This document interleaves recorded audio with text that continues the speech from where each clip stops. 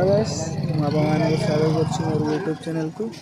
मैं बर्तमान आसी जगन्नाथ मंदिर कहीं आज हूँ मे 4 गुरुवार आउ नृसिंह चतुर्थी तेणु जगन्नाथ मंदिर मेलार आयोजन चली बर्तमान आसी मेला देखा आउ देखु आपण मैंने भी आसतु देखिए।